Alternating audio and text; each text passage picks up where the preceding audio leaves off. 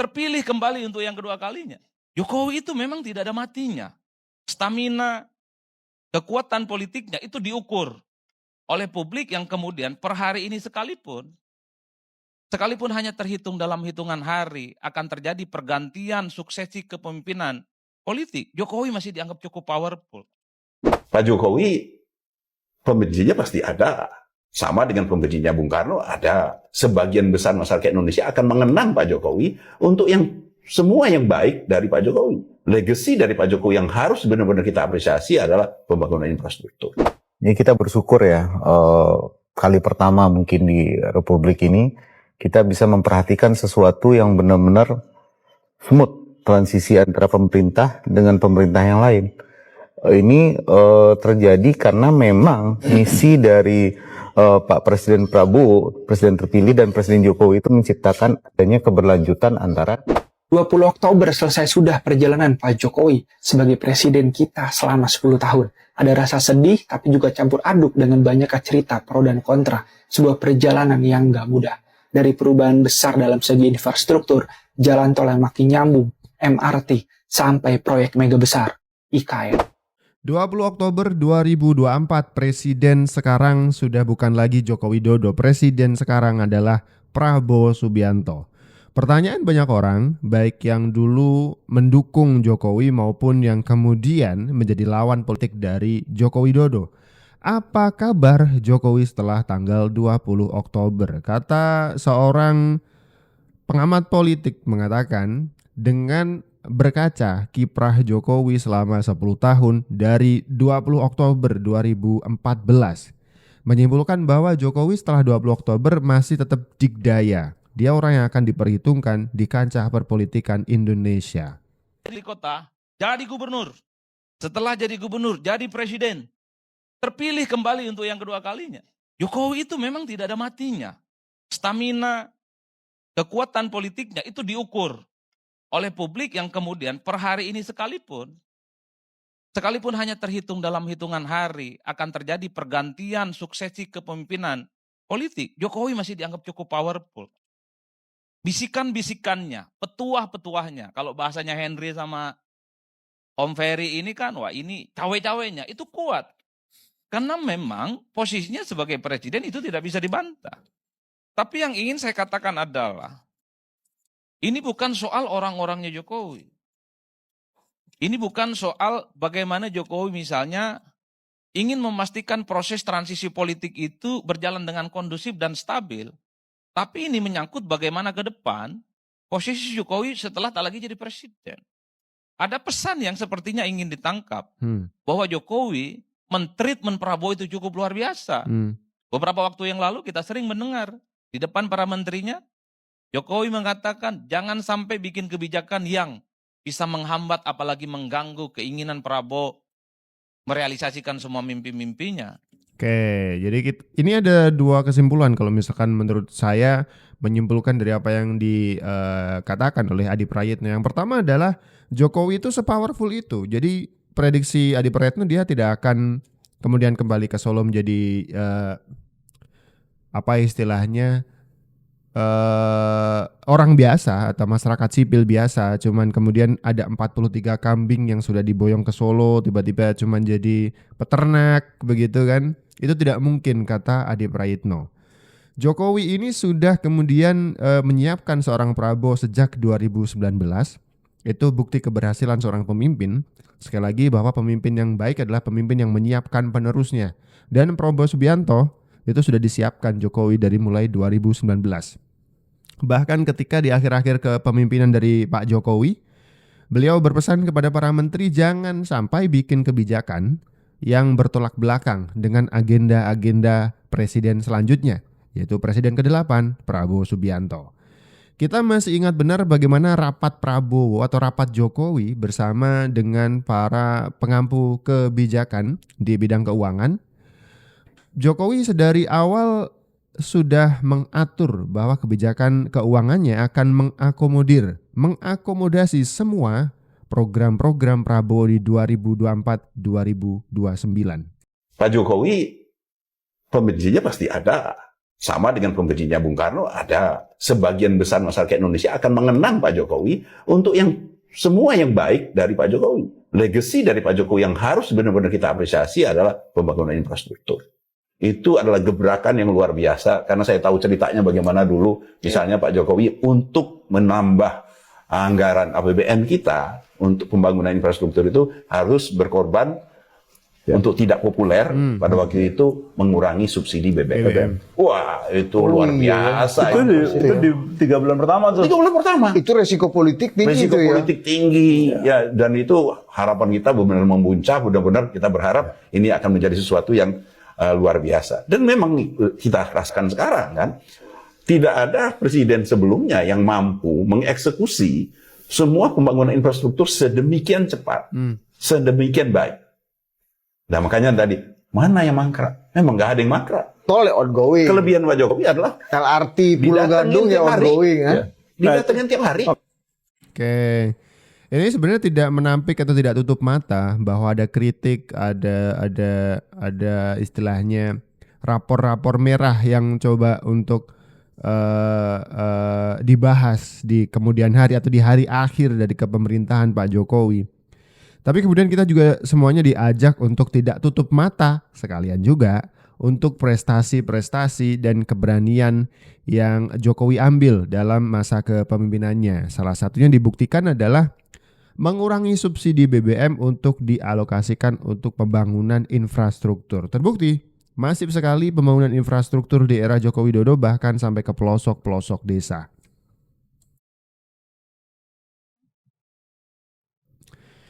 Ini riuh tepuk tangan ketika Ibu Iriana menyelami tamu undangan satu persatu yang hadir dalam pelantikan Presiden Republik Indonesia dan Wakil Presiden Republik Indonesia Prabowo Subianto Gibran Raka Buming Raka pada hari Minggu tanggal 20 Oktober 2024. Ini semua tokoh politik disalami. Dulu kita pernah mendengar sebuah isu yang tidak terbukti karena tidak pernah lagi dibahas oleh para pengamat politik bahkan, yang menyebutkan bahwa di belakang Pak Jokowi tokoh politik atau pembisiknya itu adalah Ibu Iriana. Waktu itu sempat mencuat begitu ya, tapi kemudian tidak pernah lagi dibahas. Bahkan Romi P3 mengatakan Pak Jokowi itu tidak ada pembisik. Semua skenario beliau yang bikin, semua skenario beliau sendiri juga yang menjalankan. Dan hingga sampai satu kesimpulan, Romi P3 mengatakan Jokowi adalah zon politikon, adalah aktor politik paling canggih abad ini. Oke, ini dia riuh tepuk tangan ketika momen Ibu Iriana menyalami tamu undangan yang menghadiri pelantikan Presiden Republik Indonesia dan Wakil Presiden pada hari Minggu 20 Oktober 2024. Kemudian kita juga melihat bagaimana hingar-bingar dan juga keriuhan para tamu undangan di acara pelantikan Prabowo dan juga Gibran. Kita lihat lengkap sekali, walaupun ada beberapa pihak yang tidak hadir termasuk kubu 03, ada Ganjar Pranowo dan juga Mahfud MD yang tidak terlihat di kamera, sepertinya tidak hadir juga, ya kan? Tapi kita melihat bahwa bahkan orang yang berseberangan dengan Joko Widodo atau bahkan Prabowo Subianto, orang yang mengatakan Gibran harus diperiksakan ke rumah sakit jiwa. Paham kan maksud saya siapa? Ya, benar sekali. Pak Amin Rais masih juga diundang dan terlihat di lokasi pelantikan Prabowo Gibran. Kok bisa? Masih berani, ya kan? Ya kita bersyukur ya, kali pertama mungkin di Republik ini kita bisa memperhatikan sesuatu yang benar-benar smooth transisi antara pemerintah dengan pemerintah yang lain. Ini terjadi karena memang misi dari Pak Presiden Prabowo, Presiden terpilih dan Presiden Jokowi itu menciptakan adanya keberlanjutan antara pemerintah. Jadi masalah terbesar kita selama ini ketika satu pemerintahan selesai, pemerintahan setelahnya itu tidak melanjutkan apa yang sudah dilakukan oleh presiden sebelumnya. Nah, ini hal yang pertama yang paling kita syukuri hari ini, bahwa kita sekarang ada semacam kurikulum Indonesia ini mau mengarah kemana. Nah, kalau kita bicara tentang programnya, sekarang tuh ada yang dinamakan program hasil terbaik cepat, dalam bahasa Inggris tuh disebut dengan quick wins. Jadi ada hal yang dikerjakan secara cepat dan impact-nya tuh terbaik. Jadi tadi sudah disampaikan juga, saya lihat ada 8 program hasil terbaik cepat, itu termasuk makan bergizi gratis. Nah, program renovasi sekolah ini mungkin jadi yang paling menarik karena akan langsung kelihatan, Pak. Sekitar 20 triliun sudah disiapkan oleh pemerintahan Pak Jokowi untuk ikut membantu program renovasi sekolah ini. Nah, ini adalah program renovasi sekolah terbesar. Saya sudah riset tentang ini, sudah cek bahwa ini kemungkinan akan jadi program renovasi sekolah di Indonesia terbesar sepanjang sejarah sejak Indonesia merdeka. Jadi tidak hanya membangun makan bergizinya, tapi sekolahnya juga akan diperbaiki, termasuk sanitasi, termasuk infrastruktur sekolah. Jadi kalau kita perhatikan tadi, dari 8 PHTC-nya tuh, kebanyakan itu adalah investasi terhadap SDM. Ada rumah sakit, ada sekolah, ada kedaulatan pangan yang juga terkait sama SDM, makan bergizi gratis. Nah, ini memang yang menjadi concern utama dari Pak Prabowo, bahwa investasi kita ke depan menuju Indonesia emas adalah kita investasi kepada anak-anak kita. Ini agak berbeda mungkin dengan apa yang disebutkan di pemerintahan sebelumnya. Kalau bangun infrastruktur, kita bangun infrastrukturnya selesai, sudah bisa dinikmati.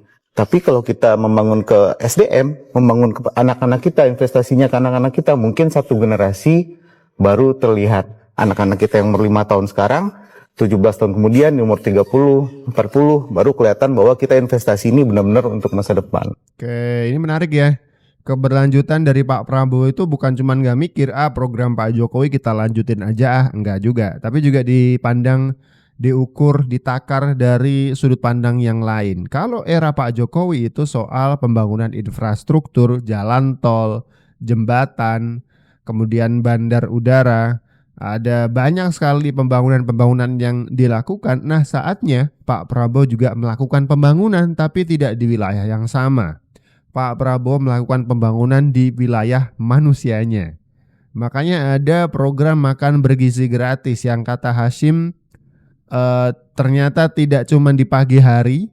Kita kemarin sempat mengira bahwa makan bergizi gratis itu hanya akan diberikan kepada siswa-siswa yang mendapatkan bantuan ini di pagi hari atau siang hari. Ternyata kata Hashim itu diberikan 2 kali dalam 1 hari. Menarik. Nah, kemudian juga ada program renovasi sekolah. Ini kemudian akan menjadi bukti bahwa proses-proses pendidikan untuk anak-anak Indonesia itu akan lebih diperhatikan lagi. Jadi kalau era Pak Jokowi itu membangun infrastrukturnya, jalan-jalannya, tapi di era Pak Prabowo lebih akan membangun manusianya, begitu. 20 Oktober selesai sudah perjalanan Pak Jokowi sebagai presiden kita selama 10 tahun. Ada rasa sedih tapi juga campur aduk dengan banyak cerita pro dan kontra. Sebuah perjalanan yang gak mudah. Dari perubahan besar dalam segi infrastruktur, jalan tol yang makin nyambung, MRT, sampai proyek mega besar, IKN. Ya, Pak, kita tahu banyak keputusan yang katanya lebih condong ke elit, bikin masyarakat yang ngerasa ditinggal. Tapi kita juga tahu, gak bisa dipungkiri, 10 tahun ini wajah Indonesia berubah, terutama dalam segi infrastruktur. Proyek-proyek besar yang cuma dulunya hanya jadi angan-angan, harus diakui, Pak Jokowi berani ambil langkah-langkah besar demi memasang tiang-tiang kuat di negeri ini. Terlepas dari itu semua, Pak, terima kasih sudah mendedikasikan 10 tahun buat Indonesia, berani hadapi kritik, dan nyoba bangun negeri ini meski beban di pundak berat. Kami tahu, jadi presiden gak semudah di media sosial, dan dibalik semua kontroversi, tetap ada niat baik. Semoga ke depannya Indonesia terus maju, dan ya, suara kecil kami, rakyat kecil ini makin dengar sama pemimpin-pemimpin berikutnya. Terima kasih Pak Jokowi, selamat istirahat dari kursi panas istana. Terima kasih Pak Jokowi sudah memimpin Indonesia selama 10 tahun. Dan selamat datang Pak Prabowo. Untuk 5 tahun ke depan kita titipkan doa harapan besar di pundak Bapak. Semoga kita dipimpin menuju ke arah yang lebih baik oleh Pak Prabowo berikut Mas Gibran Raka Buming Raka.